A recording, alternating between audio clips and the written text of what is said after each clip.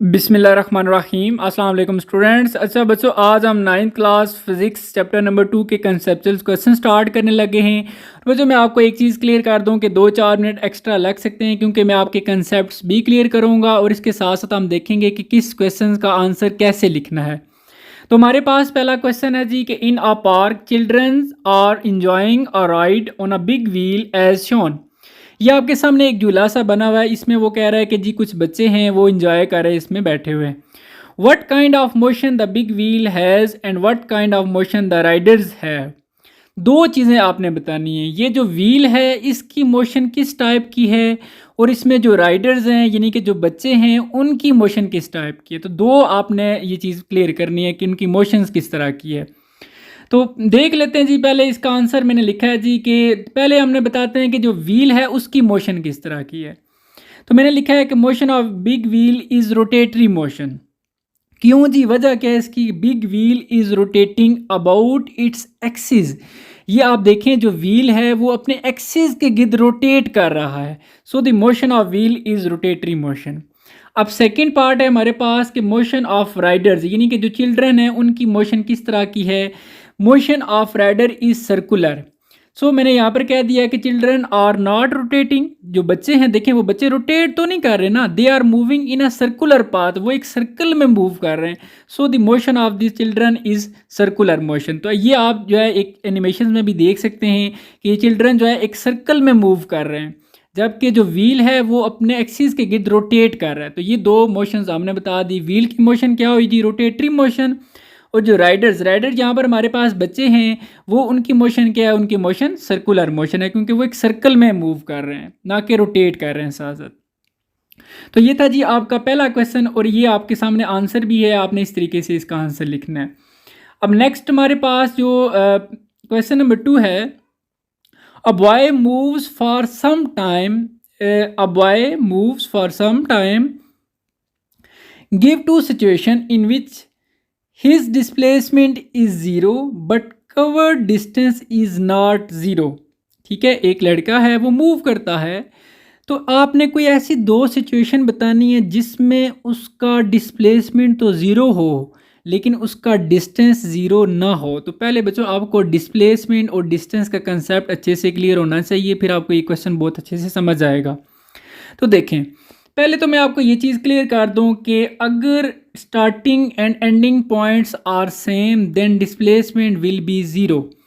ये बात माइंड में बिठा लें बच्चे कि अगर जिस पॉइंट से आप चलते हैं यानी कि जो आपका स्टार्टिंग पॉइंट है, सपोज कर लें हम माइंड में ले आए कि जी आप किसी एक पॉइंट पे खड़े हैं और वहाँ से आपने चलना स्टार्ट कर दिया और आगे किसी एक और पॉइंट तक पहुंचकर आप वापस उसी पॉइंट से फिर उसी पॉइंट पे आ जाते हैं जहाँ से आप चले थे, यानी कि आपका स्टार्टिंग और एंडिंग पॉइंट सेम है। तो इस सूरत में जो डिस्प्लेसमेंट होता है वो ज़ीरो होता है। जब आप उसी पॉइंट पे वापस आ गए तो मुझे बताएं, आप उसी पॉइंट पे खड़े हो के आप क्या कहेंगे कि किस डायरेक्शन में आप मूव किया है आपने। तो आप उसी पॉइंट में हैं तो आपका डिस्प्लेसमेंट इस सिचुएशन में ज़ीरो होता है। लेकिन आपने डिस्टेंस तो कवर की है, आप एक पॉइंट से लेकर दूसरे पॉइंट तक गए हैं फिर दूसरे से वापस आए। सो हम इस सिचुएशन को हम दो सिचुएशन बता देते हैं यहाँ पर फर्स्ट केस हमारे पास ये है कि when a boy moves on a straight line. ये आपके सामने एक लाइन बनी हुई है। जब एक बॉय जो है वो एक लाइन के ऊपर मूव करता है, सपोज कर लें फ्रॉम ए टू बी, वो ए से लेकर बी तक जाता है और 5 मीटर डिस्टेंस कवर करता है और बी तक जाके comes back from B to A और बी से वापस वो ए पे आ जाता है। देन फिर हिज डिस्प्लेसमेंट इज ज़ीरो। उसका डिस्प्लेसमेंट ज़ीरो होगा। क्यों? Because starting and ending points are same. देखें वो ए से चला था और वापस ए पे अगर आ जाता है तो उसका मतलब है स्टार्टिंग और एंडिंग पॉइंट तो उसका सेम है। सो उसका डिस्प्लेसमेंट ज़ीरो है लेकिन डिस्टेंस इज़ नॉट ज़ीरो। लेकिन उसका डिस्टेंस ज़ीरो नहीं है जो कि इक्वल है, विच इज़ इक्वल टू, जब वो एक दफ़ा ए से बी गया तो 5 मीटर उसने कवर किया और बी से जब वापस ए पे आया तो उसने अगेन 5 मीटर कवर किया, तो ये 10 मीटर बन जाता है। यानी कि उसने डिस्टेंस कवर किया, कोई ना कोई फासला तो उसने कवर किया है। डिस्प्लेसमेंट ज़ीरो इसलिए है क्योंकि उसकी कोई स्पेसिफिक अब डायरेक्शन नहीं है, वो उसी पॉइंट पे वापस खड़ा है। सो हम ये इसलिए कहते हैं कि अगर स्टार्टिंग और एंडिंग पॉइंट सेम हो तो डिस्प्लेसमेंट ज़ीरो होता है। ठीक है, ये हमारे पास केस वन एक या सिचुएशन वन हो गया। अब नेक्स्ट सिचुएशन नंबर 2 या केस नंबर 2 ये है कि when a boy moves on a circular path then his displacement is zero because again वही बात है कि starting and ending points are same but distance is not zero which is equal to 2πr। ये एक circular बना हुआ है, इस सर्कल में अगर कोई स्टूडेंट्स इस पॉइंट से चलता है और मूव करते करते वापस उसी पॉइंट पे आ जाता है, यानी कि उसका स्टार्टिंग और वापस एंडिंग पॉइंट सेम है, तो डिस्प्लेसमेंट तो हो गया ज़ीरो, लेकिन डिस्टेंस ज़ीरो नहीं है। डिस्टेंस अगर सर्कुलर पाथ कैलकुलेट करने के लिए 2πr के थ्रू कैलकुलेट किया जाता है। तो ये आपका क्वेश्चन नंबर 2 था। अब next question number 3, a stone tied to string, string mean एक रस्सी है, कोई धागा समझ लें, उसके साथ एक पत्थर टाइड है, बांधा हुआ है, इज रीलिंग इन सर्कल, वो उसको सर्कल में मूव हो रहा है। What is direction of its velocity at any instant, उसकी डायरेक्शन क्या हो गया। माइंड में इमेजिन करें कि आपने एक रस्सी ली है और उसके एंड पे एक पत्थर बांध दी है, उसको आप यूं मूव करवा रहे हैं। अब जो पत्थर है उसकी वेलोसिटी किधर होती है, अब ये आपने बताना है। तो पहले आप आंसर देख लें, फिर आप इसको मैं आपको गाइड करता हूँ कि किस तरह से है, और डायग्राम भी इसकी दिखाऊंगा आपको। What when a stone moves in a circle, जब एक स्टोन सर्कल में मूव करेगा, then the direction of velocity is always tangent to the circle, उसका टेंजेंट की होगा, विच इज़ परपेंडिकुलर, जो कि टेंजेंट क्या होता है, जो कि परपेंडिकुलर होता है किसके, to the direction of centripetal force, या तो सेंट्रीपिटल फोर्स भी आप कह सकते हैं या फिर आप रेडियस ऑफ सर्कल कह सकते हैं। बट कैसे, ये आपको दोबारा से डायग्राम से मैं क्लियर करता हूँ। ये डायग्राम है जी, सर्कल आपके सामने कुछ अच्छा तो नहीं बना हुआ, लेकिन चलें आपको समझ आ जाएगी। ये एक सर्कल आपको नज़र आ रहा है, इसमें आपको एक सेंटर नज़र आ रहा है, उसमें लिखा हुआ सेंटर में एक लाइन लगी हुई है, उसमें के ऊपर लिखा हुआ है रेडियस, क्योंकि आपको पता है कि सेंटर से लेकर किसी भी सर्कल के हिस्से तक जो डिस्टेंस है इसको रेडियस बोलते हैं। यही हमारे लिए एज अ सेंट्रीपिटल फोर्स भी है। ठीक हो गया। अब यहाँ पर आप अगर आप देखें तो जो उसके लास्ट पे देखें एक स्टोन बना हुआ है। अब जब स्टोन एक सर्कल में यूं मूव करेगा तो स्टोन देखें यूं ऊपर जाएगा। अगर सपोज करें ये जो रस्सी है जिसको हम रेडियस बोल रहे हैं, ये अगर रस्सी टूट जाती है तो स्टोन किधर जाएगा, सीधा ऊपर जाएगा। ये जो आपको सीधी सी डायरेक्शन नज़र आ रही है इसी को बोलते हैं टेंजेंट। तो इसलिए मैंने स्टेटमेंट में कहा था कि when a stone moves in a circle, अभी आप डायग्राम साथ साथ देखते हैं कि जब स्टोन एक सर्कल में मूव कर रहा है, then the direction of velocity, जो उसकी वेलोसिटी की डायरेक्शन है वो क्या है, इज़ ऑलवेज टेंजेंट, वो टेंजेंट बना रही है टू द सर्कल, सर्कल के साथ।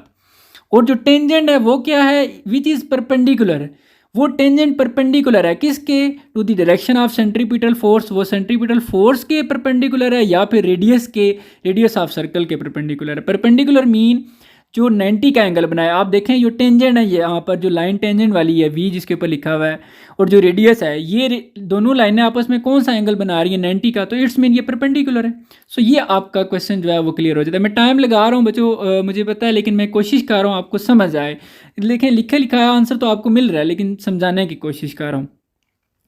अब नेक्स्ट क्वेश्चन 4 है जी, is it possible to accelerate an object without speeding it up or slowing it down। देखिए स्टेटमेंट में वो ये कह रहा है कि आप क्या ऐसा पॉसिबल है कि एक ऑब्जेक्ट एक्सेलरेट करे बगैर उसकी वो स्पीडिंग अप, यानी कि वो उसकी ना तो स्पीड ज़्यादा हो और ना ही कम हो। देखें पहले मैं आपको सिचुएशन बताता हूँ। जब एक्सेलरेशन होता है ना, एक्सेलरेशन जो है वो तब प्रोड्यूस होता है जब आपका वेलोसिटी या तो ज़्यादा होती है, इंक्रीज़ होती है, या डिक्रीज़ होती है, तब एक्सेलरेशन जो है प्रोड्यूस हो जाता है। इसके अलावा भी सिचुएशन है, लेकिन इस सिचुएशन में वो कह रहा है कि ये दोनों चीज़ें चेंज ना होना, तो आपने उसको उसकी स्पीड ज़्यादा करनी है और ना ही कम करनी है। क्या फिर एक्सेलरेशन प्रोड्यूस होगा? फिर भी हो सकता है। कैसे, ये आपको मैं बताता हूँ। Yes it is possible. मैंने एक एग्जांपल दिया जी। एग्जांपल क्या है कि when an object moves in a circular path. अब माइंड में लें कि जब एक ऑब्जेक्ट सर्कुलर पाथ में मूव कर रहा है the object has acceleration, object के अंदर एक्सेलरेशन होगा। क्यों? Due to change in direction. जी मैं आपको भी कंसेप्ट क्लियर करूंगा बच्चों, आपने स्किप नहीं करना, देखना भी। आपको मैं एक और डायग्राम भी बताऊंगा आगे कि आपने ये कहा कि जब एक ऑब्जेक्ट सर्कुलर पाथ पे मूव करता है उसके अंदर एक्सेलरेशन होता है। क्यों? क्योंकि उसकी डायरेक्शन चेंज हो रही है। अब देखें जब एक सर्कल में एक ऑब्जेक्ट मूव करता है तो जब वो ऊपर की तरफ होगा तो उसकी डायरेक्शन ऊपर हो जाएगी, जब वो टर्न लेगा तो डायरेक्शन उधर हो जाएगी, जब वो नीचे की तरफ आएगा तो उसकी डायरेक्शन नीचे हो जाती है। इसका मतलब है उसकी डायरेक्शन चेंज होती रहती है। डायरेक्शन चेंज होने से हमने ये कह दिया कि उसके अंदर एक्सेलरेशन होगा। In this case the object moves with constant speed. Constant speed का मतलब है ना तो उसकी स्पीड ज़्यादा होगी और ना ही कम होगी। देखें अब मैं ज़रा आपको आराम से और सिंपल सादा तरीके से बताता हूँ कि हमने ये कहा कि जी अब बॉडी की स्पीड या वेलोसिटी ना तो इंक्रीज़ हो रही है और ना ही डिक्रीज़ हो रही है, लेकिन फिर भी उसके अंदर एक्सेलरेशन आ रहा है। हालांकि हमने ये तो पढ़ा है कि जी स्पीड या वेलोसिटी की डायरेक्शन चेंज, स्पीड या वेलोसिटी की जब चेंजिंग उसमें आएगी तो तब एक्सेलरेशन आएगा। जबकि यहाँ पर तो हमने कहा जी कि उसकी स्पीड ना तो इंक्रीज़ करनी है ना डिक्रीज़ करनी है, फिर भी एक्सेलरेशन आ गया। और वो एक्सेलरेशन हमने कहा जी डायरेक्शन की वजह से है। बट कैसे हमने कह दिया कि डायरेक्शन की वजह से एक्सेलरेशन प्रोड्यूस हो रहा है? तो आप ये देखें, ये जस्ट अंडरस्टैंडिंग के लिए आपने इसको जस्ट यहाँ से अंडरस्टैंड करना है, ये लिखने के लिहाज से आपने इसको लिखना नहीं है, ठीक है। देखें अब तो पहले देखें एक्सेलरेशन किसके इक्वल होता है? Change in velocity over time.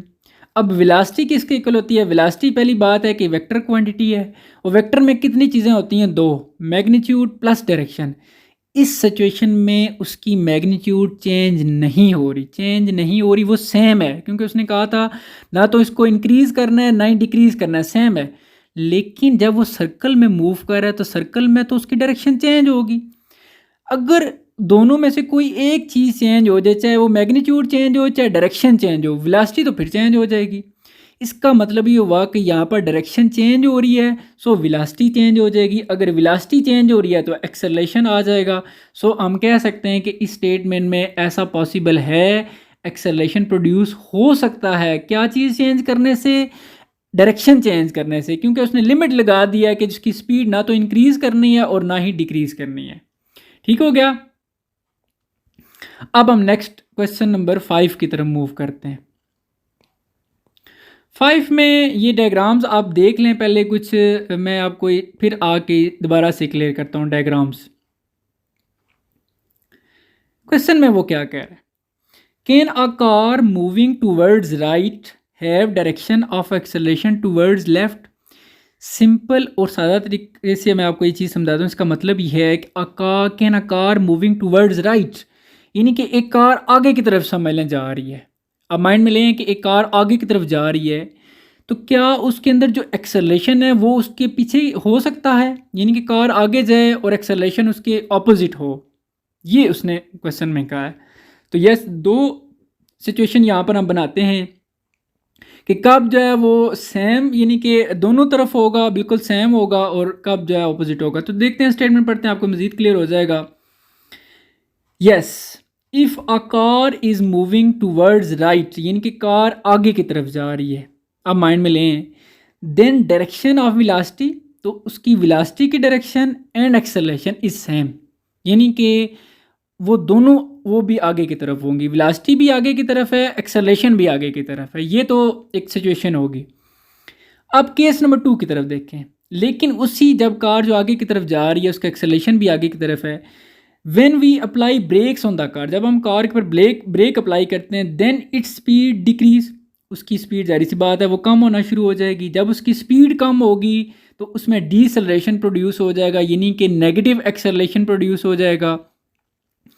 अच्छा, क्योंकि देखिए एक्सेलरेशन तो उसमें होगा क्योंकि वेलोसिटी कम हो रही है, चेंज हो रही है उसमें। अब नेगेटिव एक्सेलरेशन या डीसेलरेशन क्यों हुआ? क्योंकि उसकी वेलोसिटी कम हो रही है। In this case the direction of velocity is towards right. इस डायरेक्शन, इस केस में कार की जो वेलोसिटी है उसकी डायरेक्शन तो आगे की तरफ है, लेकिन इस सिचुएशन में डायरेक्शन जो है, एक्सेलरेशन की डायरेक्शन जो है वो लेफ्ट हो जाती है। अब आपको मैं डायग्राम्स के थ्रू क्लियर करने की कोशिश करता हूँ। ये पहले आप ए पार्ट देखें। इसमें कार जो है वो आगे की तरफ जा रही है, यानी कि टूवर्ड्स राइट है। इसमें यानी कि देखें वेलोसिटी भी टूवर्ड्स राइट है और एक्सेलरेशन भी टूवर्ड्स राइट है। ये सिचुएशन होगी। अब इसी जो कार चल रही है इसी के ऊपर हम ब्रेक अप्लाई करते हैं। जब हम ब्रेक्स अप्लाई करते हैं तो कार तो थोड़ा सा आगे की तरफ ही जाएगी, लेकिन इस टाइम एक्सेलरेशन पीछे की तरफ हो जाता है। तो ये सिचुएशन बी जो है आपकी स्टेटमेंट के अकॉर्डिंग है कि कार जो है वो मूव करे टूवर्ड्स, लेकिन उसका एक्सेलरेशन हो टूवर्ड्स लेफ्ट, तो यहाँ पर ऑपोजिट हो जाती है। तो ये हम कह सकते हैं कि ये आपका जो क्वेश्चन था। उम्मीद है आपको ये समझ आ गया होगा। नेक्स्ट पार्ट 6 है, ये तो बहुत ईजी है और बिल्कुल इसी की तरह ही है कि with the help of daily life examples tell the situation in which. 3 situations आपने बतानी है। एक ऐसी सिचुएशन जिसमें acceleration is in the direction of motion. अब देख लें, ये वही चीज़ है कि वो कह रहा है कि डायरेक्शन बिल्कुल सेम हो। कैसे? जिधर मोशन है, यानी कि वेलोसिटी की डायरेक्शन और एक्सेलरेशन की डायरेक्शन सेम होनी चाहिए। और बी पार्ट में वो कह रहा है कि acceleration is against the direction of motion, यानी कि वेलोसिटी और एक्सेलेरेशन अपोजिट हूँ। अभी आप डायग्राम्स में देख चुके हैं, दोनों सिचुएशन ये आपने अभी पढ़ी है।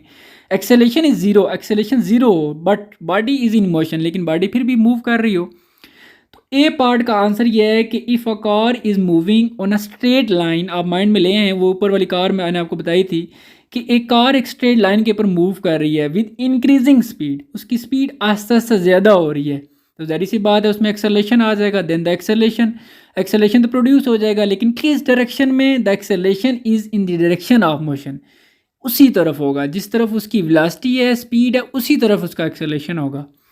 लेकिन when we apply brakes then the speed of the car decrease. अब जरी सी बात है, आप ब्रेक अप्लाई करते हैं, स्पीड डिक्रीज हो जाएगी, एक डीसेलरेशन प्रोड्यूस हो जाएगा उसमें, लेकिन वो डीसेलरेशन या वो एक्सेलरेशन जो है वो किस तरफ होगा? In this case acceleration is against the direction of motion.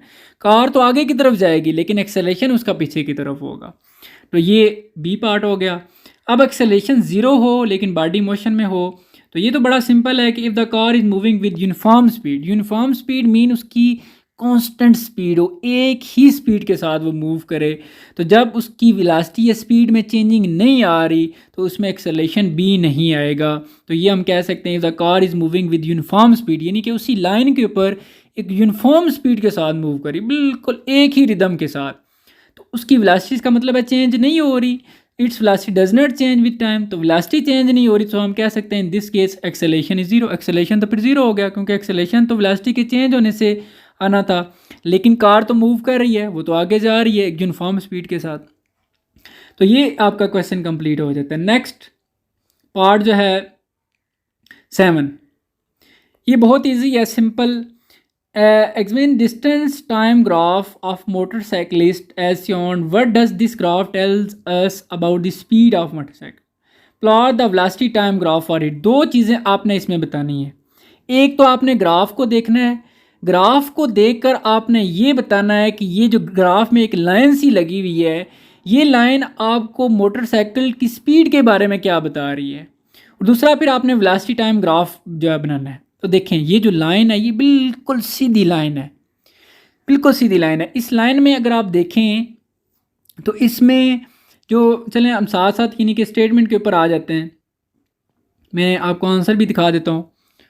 देखें अब मैंने लिखा है कि this graph tells us that the speed या velocity of motorcyclist is uniform या कांस्टेंट, यानी कि जो मोटरसाइकिल है, इस ग्राफ से हमें ये समझ आया कि वो जो मोटरसाइकिलिस्ट है वो बिल्कुल यूनिफॉर्म या कांस्टेंट स्पीड के साथ जा रहा है, ना तो वो स्पीड को ज़्यादा कर रहा है ना वो कम कर रहा है। इसको बोलते हैं यूनिफॉर्म या कांस्टेंट स्पीड। क्यों, कैसे पता चला? क्योंकि ग्राफ ये बता रहा है कि इट कवर्स इक्वल डिस्टेंस या displacement in equal interval of time. यानी कि कैसे देखें, जब सपोज कर रहे हैं कि वो 1 सेकेंड में उसने कितना मीटर कवर किए? 10 मीटर कवर किए, ठीक हो गया जी। अब जब 1 से वो 2 पे जाता है, यानी कि एक और सेकंड मजीद उसका गुजरता है, तो वो 10 से किधर चला जाता है? 20 पे। अगेन उसने कितने मीटर कवर किए? 10 मीटर। फिर जब वो 2 से 3 पे आता है, जब एक और मजीद एक और सेकंड गुजरता है, तो वो 20 से 30 पे पहुंच जाता है। तो आप देखें चेंजिंग्स क्या आ रही हैं। चेंजिंग्स तो 10 मीटर आ रही है। 10 से 20 10 मीटर था, फिर 20 से 30 फिर अगेन 10 मीटर था। तो इसका मतलब है वो 10 मीटर की स्पीड, 10 मीटर पर सेकंड की स्पीड से जा रहा है, उसमें चेंजिंग्स नहीं आ रही। ये नहीं हो रहा कि जी पहले एक सेकंड में उसने 10 मीटर कवर किया और अगले सेकंड में उसने 50 किलोमीटर जो है वो कवर कर लिया। नो, वो हर सेकंड में वो 10 मीटर पर सेकंड की स्पीड से जा रहा है। सो इसलिए हम कहते हैं कि उसकी स्पीड यूनिफॉर्म है या कांस्टेंट है, ठीक है। अब सेकंड उसने कहा था कि आपने इसका ग्राफ भी ड्रा करना है, वेलोसिटी टाइम ग्राफ। तो फॉर द अबव मोशन किस तरह की हुई? ये यूनिफॉर्म वेलोसिटी है, ये यूनिफॉर्म स्पीड है। तो तो यूनिफॉर्म स्पीड या कांस्टेंट स्पीड का जो ग्राफ होता है वो बिल्कुल एक स्ट्रेट लाइन होती है। वो कितनी स्पीड थी, वो 10 मीटर पर सेकंड थी, तो हमने 10 पे जाकर एक सीधी लाइन लगा देनी है। इसका मतलब है कि उसकी स्पीड कांस्टेंट है या यूनिफॉर्म है, चेंजिंग्स नहीं आ रही। चेंजिंग्स किस तरह नहीं आ रही, मतलब कि ये नहीं हो रहा कि कभी कम और कभी ज़्यादा, बिल्कुल एक ही स्पीड है। सो दैट्स वाई इसको हम कहते हैं कांस्टेंट या uniform velocity. Next, which control in the car can produce acceleration और डिसेलरेशन इट। कार के अंदर ऐसी कौन सी चीज़ें हैं जो एक्सेलरेशन प्रोड्यूस करती हैं या डिसेलरेशन प्रोड्यूस करती हैं। ये दो चीज़ें बतानी है आपने, बट वेरी सिंपल, बहुत सिंपल है। देखें, पहले तो हमने कहा जी कि एक्सेलरेटर, आपने वर्ड सुना होगा जी एक्सेलरेटर, यानी कि जो कार को एक्सेलरेट करता है, उसमें एक्सेलरेशन प्रोड्यूस करता है। कैसे, यानी कि जब हम उसको प्रेस करते हैं तो या तो फिर स्पीड कम होती है, ज़्यादा होती है, तो इस तरह इसमें एक्सेलरेशन प्रोड्यूस हो जाता है। एक चीज़ उसने पूछा था, विच कंट्रोल, कौन सी चीज़ कंट्रोल करती है एक्सेलरेशन को, तो वो एक्सेलरेटर है। Accelerator in the car increase the speed of car. Accelerator जो कार में होता है वो कार की स्पीड को क्या करता है, इंक्रीज करता है जब हम उसको प्रेस करते हैं। हम कह सकते हैं it produce acceleration in the car. तो कार के अंदर ऐसी कौन सी चीज़ है जो एक्सेलरेशन प्रोड्यूस करती है, वो एक्सेलरेटर है। सिंपल हो गया। अब इसी तरह कार के अंदर कौन सी चीज़ है जो डीसेलरेशन प्रोड्यूस करती है। डीसेलरेशन का मतलब है कि उसकी स्पीड को कम करें। स्पीड जब कम होगी तो इसका मतलब है उसके अंदर डीसेलरेशन प्रोड्यूस हो जाएगा, क्योंकि नेगेटिव एक्सेलरेशन को बोलते हैं ना डीसेलरेशन। तो जब उसकी स्पीड कम होगी, स्पीड कम होने से उसमें डीसेलरेशन प्रोड्यूस हो जाता है। तो वो ऐसी कौन सी चीज़ है कार में जो स्पीड कम करती है, वो ब्रेक्स हैं। तो brakes in the car decrease the speed of car when pressed, so brakes produce deceleration in the car. मैं आपको एक कंसेप्ट यहाँ पर क्लियर कर दूँ कि जब स्पीड इंक्रीज़ होती है, यानी कि लाइक 5 से 10 15 ये ज़्यादा हो रही है, तो इस दौरान जब स्पीड देखें, स्पीड चेंज हो रही है ना, तो स्पीड के चेंज होने से क्या प्रोड्यूस हो जाता है, एक्सेलरेशन। ये लेकिन ये एक्सेलरेशन पॉजिटिव एक्सेलरेशन है। इसी तरह अगर किसी कार की स्पीड 15 से 10 से 5, ये देखें स्पीड कम हो रही है, तो लेकिन चेंज तो हो रही है ना स्पीड, तो स्पीड के चेंज होने से क्या प्रोड्यूस हो जाएगा, एक्सेलरेशन। लेकिन ये स्पीड कम हो रही है, तो कम जब स्पीड होती है तो उस दौरान जो एक्सेलरेशन होता है उसको नेगेटिव एक्सेलरेशन या उसका नाम है डीसेलरेशन, या इसको एक और भी बोला जाता है रिटार्डेशन भी कहा जाता है। तो इसी तरह नेक्स्ट क्वेश्चन की तरफ बढ़ते हैं, क्वेश्चन नंबर 9।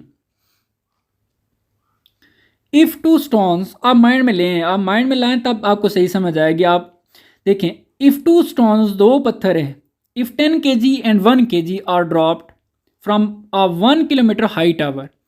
आप माइंड में लेके हैं जी, आप एक ऐसे टावर पे खड़े हैं जो 1 किलोमीटर है ग्राउंड से, और आपके हाथ में दो पत्थर हैं, एक 10 kg का और एक 1 kg का।